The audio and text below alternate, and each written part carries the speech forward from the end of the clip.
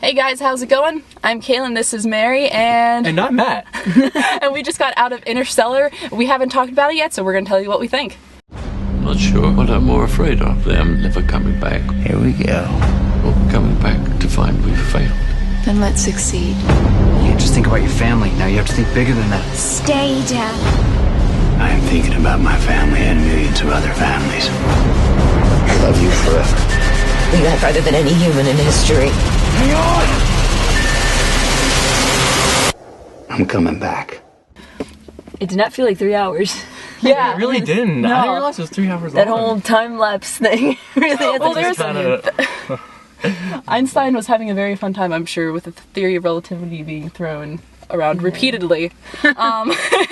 I wonder how times gravity was said in that movie, though. Like, If any film should have been called Gravity, it should have been this one. right? I keep not the thinking Sandra that. Bullock one. Because they just keep saying gravity over and over again. How many times did they actually say gravity? in the movie Gravity and time and gravity. Time and gravity. Gravity, time. Gravity, time.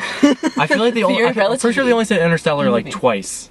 Yeah, because I think Michael Caine's character said it. Yeah. Like the only times. But let's rewind a little bit. Let's quick talk about what this movie is about, just for a brief, like 30 seconds.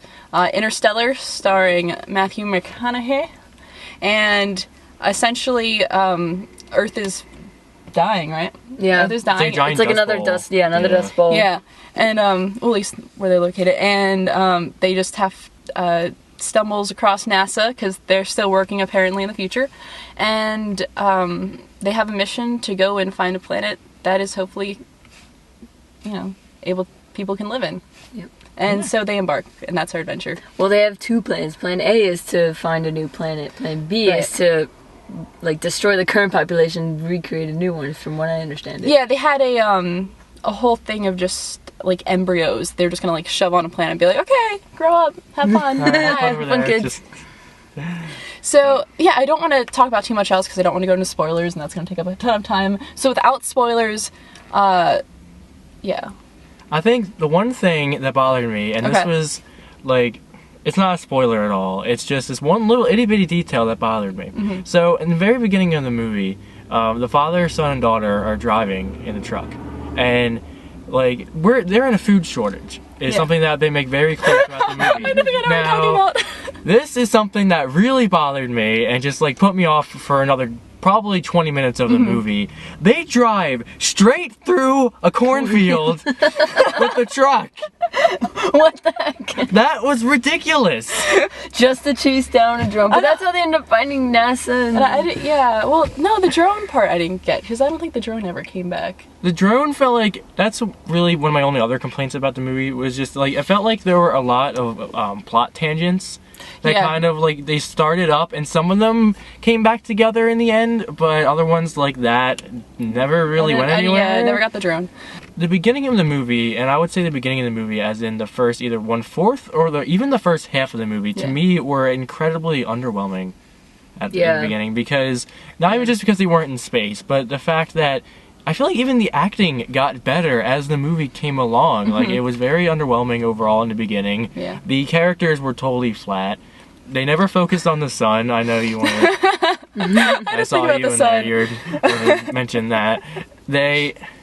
of all the problems to have on Earth, it's food shortage. And Well, no, that makes sense. Well, there was also a I'm not sure if it was a crop disease, the blight, that pretty much killed all the food, so all they had left is corn, which is terrible.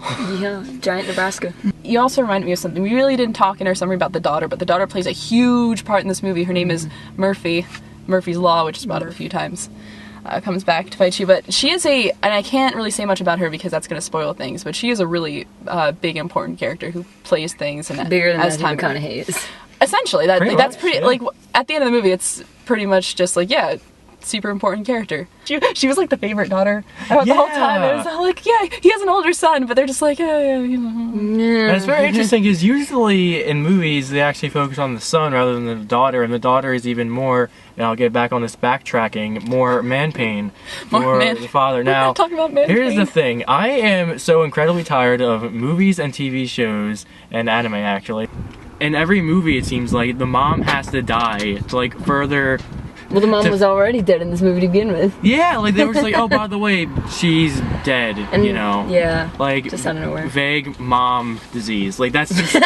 Vague mom. Every Disney movie ever. Yeah, every Disney movie, like, I'm pretty sure that's a trope. That just, like, the mom dies, and it just makes the dad, and, like, it just moves the plot along. But you don't need to kill off a female character just to make it, like, the plot go forward. What? What? I missed that whole thing. I obviously didn't know that.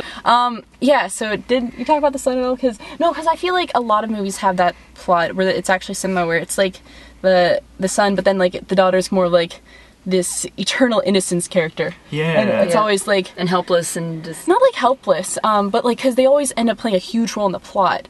But it's like, I don't know, something about their, I guess, innocence, their youngness, their purity, it's always like this very pure character, because, yeah, and I always feel like that plays a part. Like, that reminds me of, ever seen the movie The Last Mimsy? Same thing.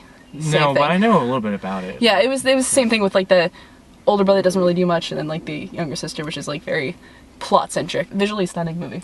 It looked beautiful. Like, for any other faults that I saw, just the visuals were Christopher amazing. Nolan has this thing with like dimension things and just...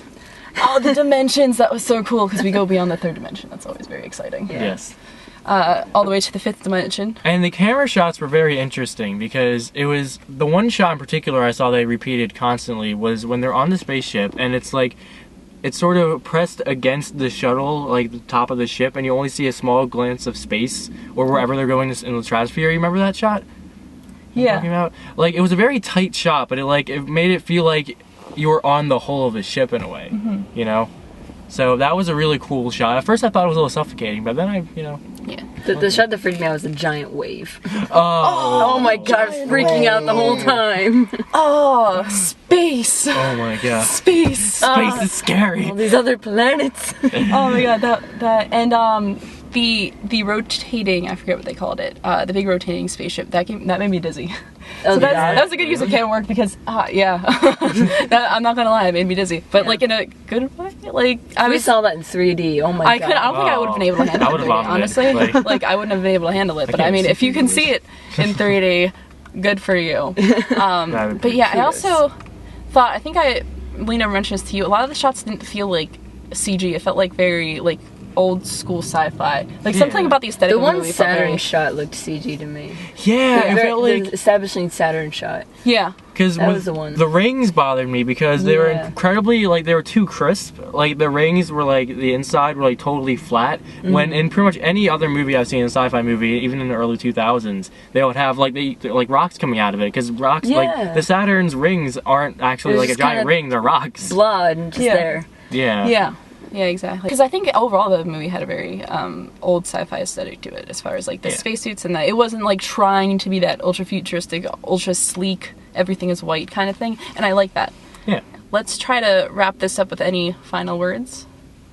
It's really cool. Recommend it, and it'll kind of throw you off. Yeah, I wish we could talk more about it, about spoilers and stuff, but we should. We're gonna let you see it for yourself. It's gonna ruin it if we spoil anything. Oh yeah. But I mean, it's so hard to say anything without spoiling it. But it was hard personally for me. It was pretty good acting as it goes on. Acting got greater. Like Michael Caine, always fantastic. I love Michael Caine. And there was one guy who's president in 24. I think he was in there, wasn't he? No idea. The one old guy that worked in NASA. But yeah, and Anne Hathaway is great. I love Anne Hathaway. Always, like, she's fantastic. Like the casting was good. Matt Damon was pretty good. That wasn't even Matt Damon. I don't think that was Matt Damon. Wait, what? Discount Matt Damon, everybody. I think it was discount Matt Damon. Yeah. Discount. Because it looked a lot like him though, and I was like, is that Matt Damon? I'm pretty sure it's Matt Damon. Huh. Yeah. I thought it was him. But so yeah, would you guys? I also thought it was a good movie. Would you guys recommend to see this in theaters? Yes. I would recommend seeing it in theaters. Okay. I don't think you should see it alone though. Watch with somebody else so you can. We had this moment where I think both of us were like, that face, that like really loud. I think good that we were like the only people in theaters. There's like one other guy. Whatever. All right. Behind us. Yeah, but I think that's it. Yeah. I think that's guys, go see it in theaters. Great movie, Interstellar. Back to you guys at the desk. See ya. Bye. Do not go gentle. into that good night. Old age should burn and rave at close of day. Rage, rage against the dying of the light. I'm ready to make it! Yes, you are.